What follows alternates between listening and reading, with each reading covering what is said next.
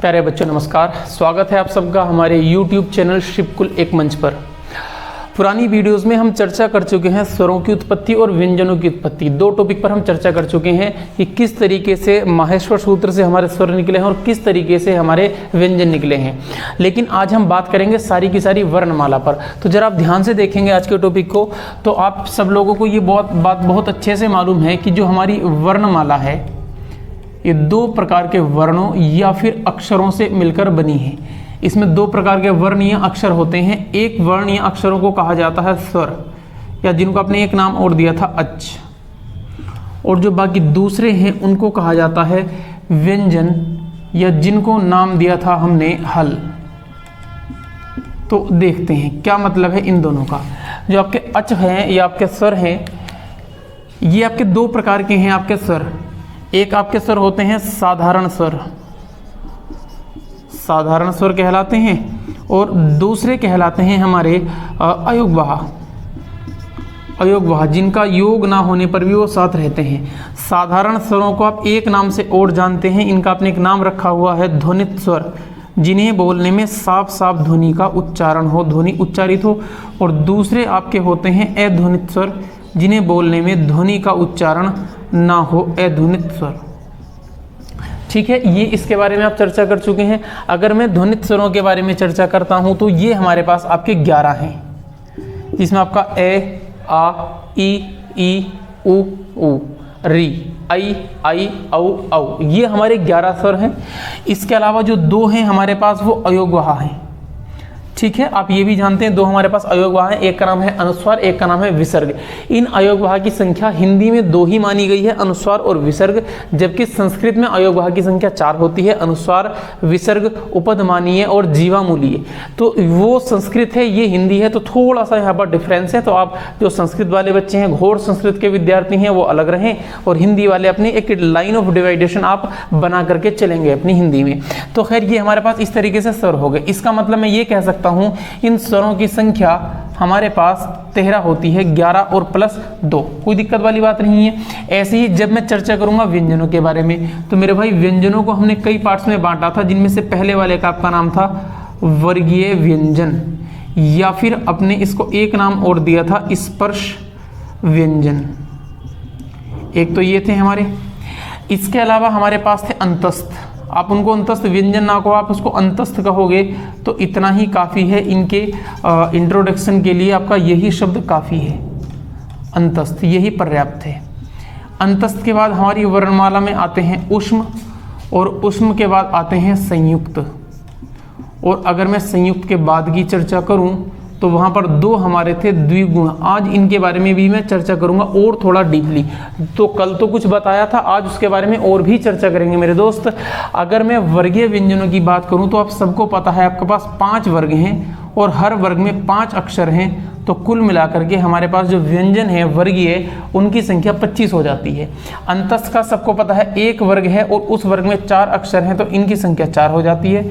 Same to same ऊष्म है, 1 वर्ग है, 4 हैं, इनकी संख्या भी 4 ही है।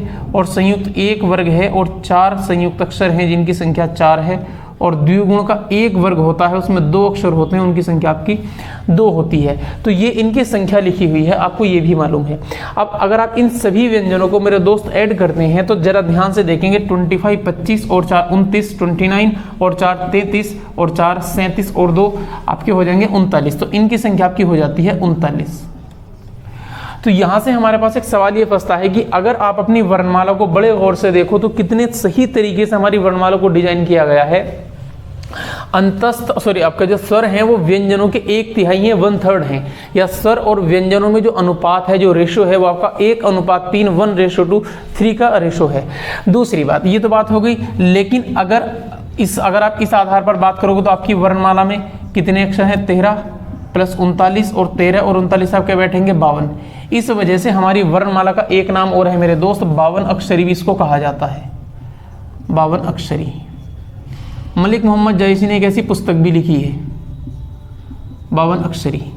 ठीक है जी, क्योंकि इसमें आपके कितने अक्षर हैं, 52 अक्षर हमारे हो गए।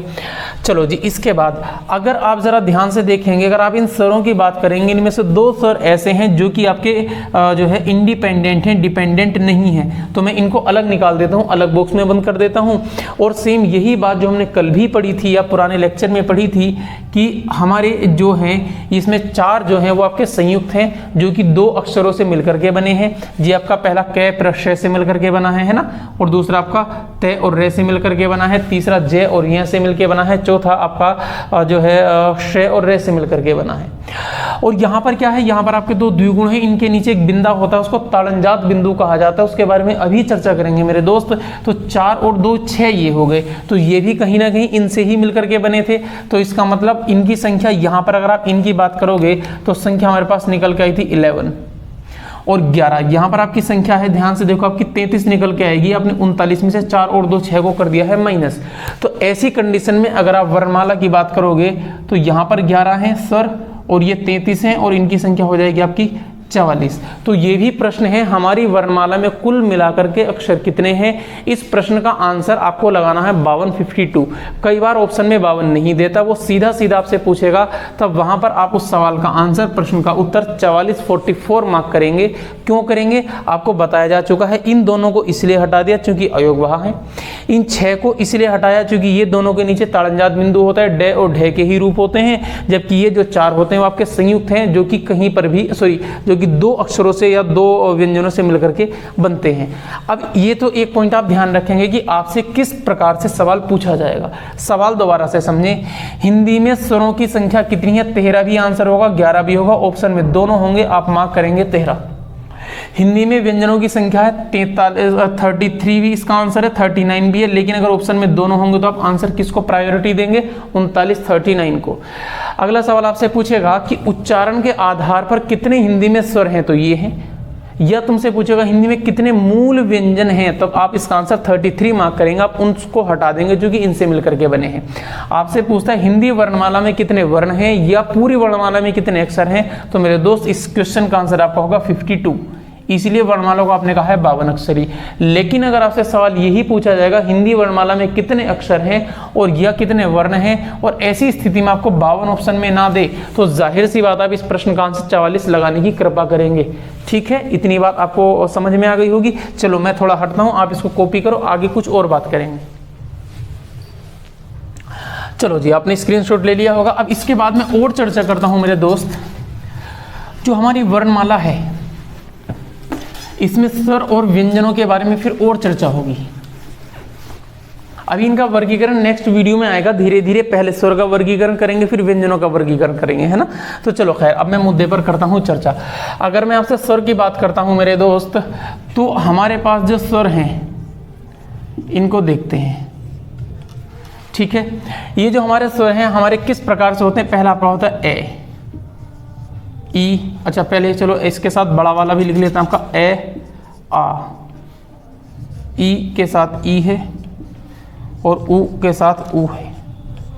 ठीक है, फिर आपका आता है री, री के बाद आपका आता है आई आई औ औ, री आई आई औ और औ, और लास्ट में 2 हमारे पास स्वर चिन्ह हैं जिनको अनुस्वार और विसर्ग कहा जाता है। अब कहानी को ध्यान से समझेंगे। जो ए है इसकी अपनी कोई मात्रा नहीं होती, इसे कहा जाता है स्वरों की 12 खड़ी, और खड़ी का मतलब आपकी मात्राओं से है यहाँ पर 12 खड़ी। ठीक है, इन स्वरों की 12 मात्राएं कौन सी हैं। इस ए की कोई मात्रा नहीं होती, ये किसी भी व्यंजन में लगना अनिवार्य है अगर आपको उसे बोलना है सही प्रकार से। तो अगर आप उसे नहीं बोलोगे तो उसमें हलंत लगेगा। तो ये ध्यान रखेंगे, ये प्रत्येक व्यंजन में आपका लग जाता है। कैसे लगेगा, कैसे हटेगा, इस बारे में चर्चा आगे होगी। कृपा करके आप इस बात को बहुत ध्यान से समझेंगे। फिर आपका आएगा आ, इस आ की जो मात्रा होती है वो आपकी इस प्रकार से लगती है। उदाहरण के तौर पर अगर मैं के पर मात्रा आपकी लगाऊंगा तो आपका हो जाएगा का।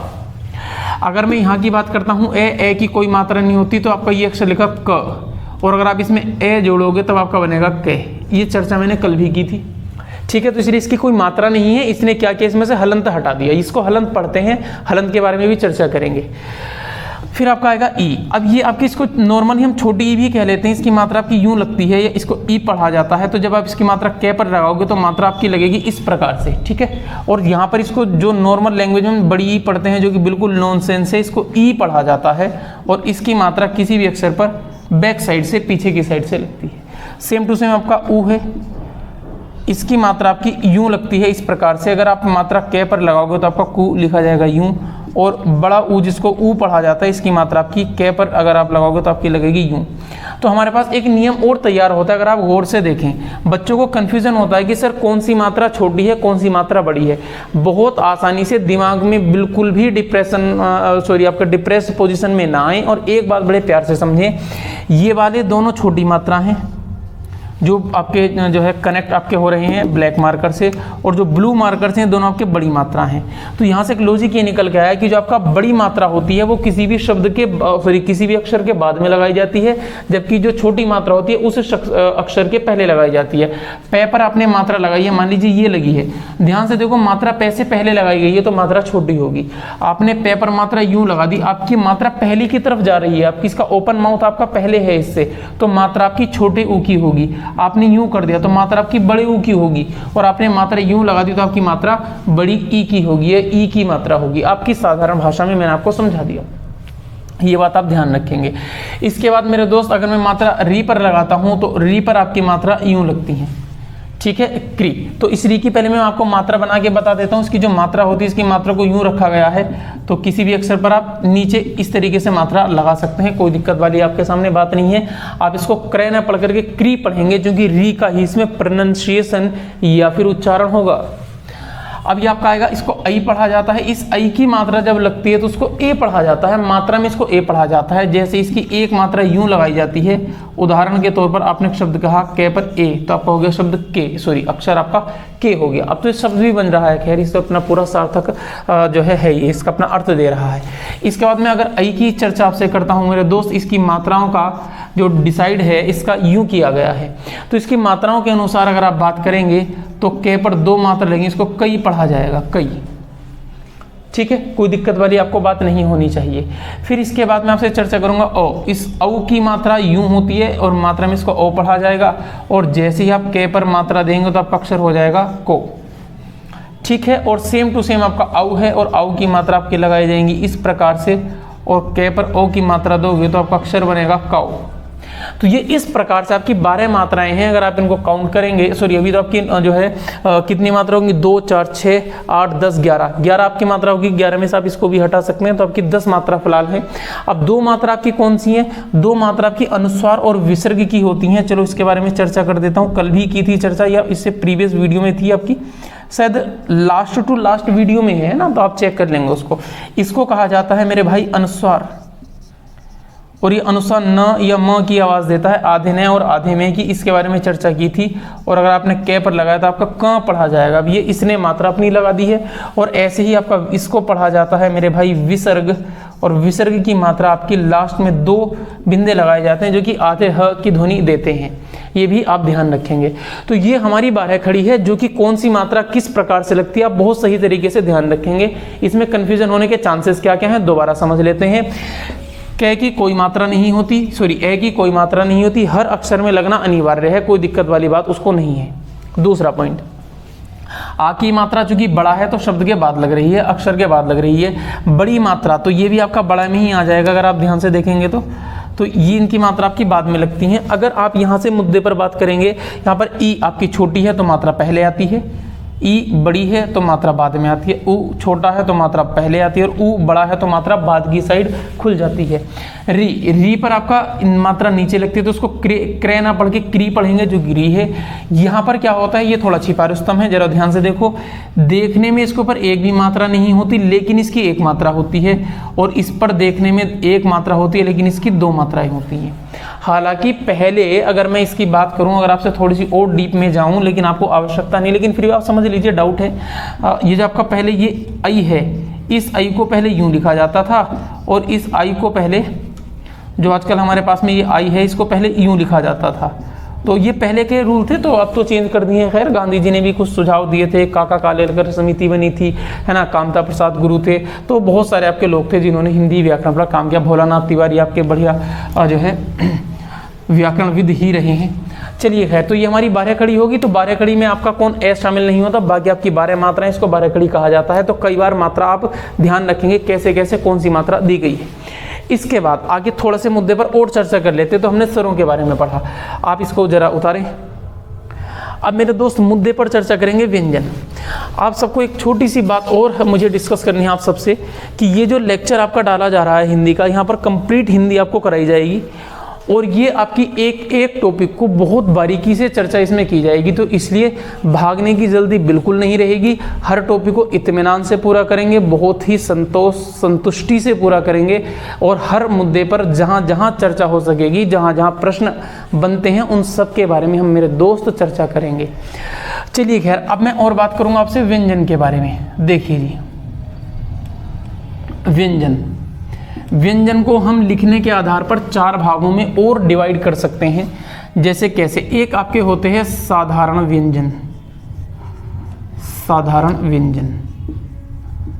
जिनको आपका कहा जाता है स्वर रहित व्यंजन, स्वर सहित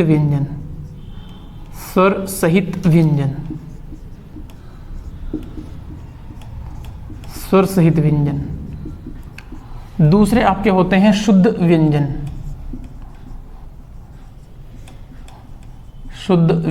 या इनको कह सकते हैं आप स्वर रहित व्यंजन।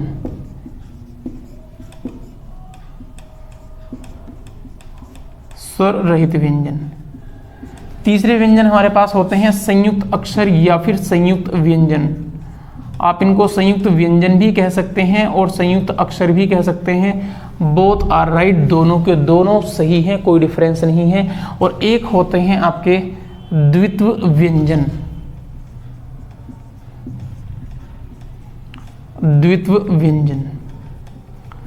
ठीक है, अब मैं इन चारों के बारे में चर्चा करूंगा। जरा देखिए, साधारण व्यंजन या स्वर सहित व्यंजन का क्या मतलब है। इसका मतलब यही है जो लिखा है स्वर के साथ व्यंजन आपका लिखा, आपने लिखा के, खे और गे, ये आपके स्वर सहित व्यंजन है। मतलब अगर आप इनको लिखेंगे तो आपको इस के को लिखने के लिए क प्लस ए करना पड़ेगा। मतलब इनमें हलंत नहीं होता, आप इनको स्वर सहित कह सकते हो, या फिर आप चूंकि इनमें हलंत नहीं है तो इस नियम के हिसाब से आप इनको मेरे दोस्त कह सकते हो हलंत रहित व्यंजन। या तो स्वर सहित हैं और या फिर हलंत रहित हैं, 2 बातें आप ध्यान रखेंगे। सेम टू सेम कहानी यहाँ पर है, मतलब सेम टू सेम, इसका जस्ट अपोजिट कहानी यहाँ पर है। और इसके बारे में चर्चा करोगे, ये आपके शुद्ध व्यंजन है या स्वर रहित व्यंजन है, तो आप समझ रहे हैं इनको आपको हलंत देना पड़ेगा, क्योंकि हलंत ही डिसाइड करता है कि किस पर स्वर रहेगा या नहीं रहेगा। एक ये बात ध्यान रखेंगे, जो हलंत है, ठीक है, वो आपके स्वर का अपोजिट होता है। जहां पर स्वर लगता है वहां पर हलंत नहीं लगता, और जहां पर हलंत नहीं लगता वहां पर स्वर लगता है। क्यों, इसके बारे में आपको 2 मिनट में चलो अभी बता देता हूं, क्योंकि मेरे दोस्त अभी 2 मिनट पहले आपने कहा था जो व्यंजन है उनको हल कहा जाता है, और हल के जो अंत में लगता है वही होता है हलंत।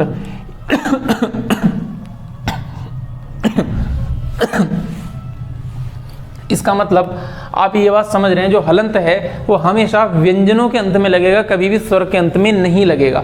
ठीक है, अब जब व्यंजन के अंत में लगेगा तो वो स्वर को बिल्कुल आपका नेगलेक्ट कर देगा, काट देगा, हटा देगा वहां से।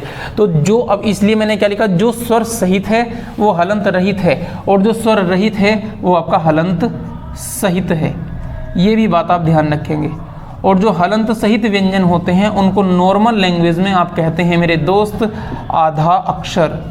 ये आपका आधा अक्षर है या आधा व्यंजन है। ठीक है, यहाँ पर चूंकि अक्षर मतलब व्यंजन से ही है, स्वर से नहीं है, तो ये बात आपको समझ में आ गई होगी। नेक्स्ट, संयुक्त अक्षर क्या होते हैं। संयुक्त अक्षर का मतलब है किन्हीं भी 2 व्यंजनों का मिल जाना, व्यंजनों का मिलना, ना कि स्वरों का मिलना। 2 व्यंजनों का मिलना ही कहलाता है संयुक्त अक्षर। लेकिन यहाँ पर 2 जो व्यंजन मिलेंगे वो एक जैसे मिलेंगे, 2 आपके अलग अलग अक्षर मिले, आपके व्यंजन मिलेंगे। तो मैं यहाँ पर लिख सकता हूँ 2 असमान व्यंजनों का मिल जाना। उदाहरण के तौर पर कैसे, आपने शब्द लिख दिया क्या, इस क्या में क और ये मिले हुए हैं, तो ये संयुक्त अक्षर हो गए हैं। यहाँ पर आपका क और ये आपका संयुक्त है।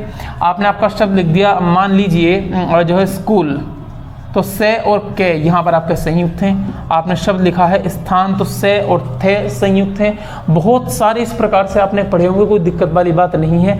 आपने शब्द लिख दिया द्वारा, तो दे और वे संयुक्त हैं। ये ऐसे क्यों लिखा जाता है, ऐसे क्यों नहीं लिखा जाता, इसके बारे में चर्चा आने वाली क्लास में होगी। फिलहाल मैं इस पर चर्चा नहीं करूंगा, ये आपका अलग टॉपिक है जिसके बारे में स्पेशली वीडियो बनाई जाएगी। चलिए खैर, ये हो गया। इसमें आप एक चीज़ और ध्यान रखेंगे मेरे भाई कि ये जो आपके संयुक्त अक्षर हैं, इनके लिए 4 अक्षर फिक्स कर दिए गए हमारे। कौन कौन से? क्षय है, कल पढ़े थे, त्रय, ज्य और श्रेय, ये 4 ही फिक्स कर दिए हैं। ठीक है, इनके बारे में कल चर्चा की जा चुकी है। क और श से मिलकर बना है, तय और रे से मिलकर बना है, ज और य से मिलकर बना है, और श और रे से मिलकर के बना हुआ है। इसके बारे में आपको कोई भी दिक्कत नहीं होगी। अगर दिक्कत है तो आप प्रीवियस वीडियो में जाएं और आपको बहुत आराम से वीडियो को वॉच करें। इसके बाद मैं दोस्त बात करूंगा आपसे द्वित्व व्यंजन पर। ये इंपॉर्टेंट है। एक्चुअल में द्वित्व संयुक्त का ही एक रूप है। द्वित्व का मतलब क्या है? 2 असमान व्यंजनों का मिलना तो संयुक्त है, लेकिन इसका अपोजिट 2 समान अक्षरों का या समान व्यंजनों का मिलना ही आपका है द्वित्व। तो 2 समान अक्षर या व्यंजनों का मिलना ही कहलाता है द्वित्व। देखिए जरा कैसे है वो। ऐसे आपने एक शब्द लिख दिया बच्चा। जब बच्चा आपने लिखा होगा तो च में जुड़ा है, तो आपका 2 समान अक्षर मिले हैं।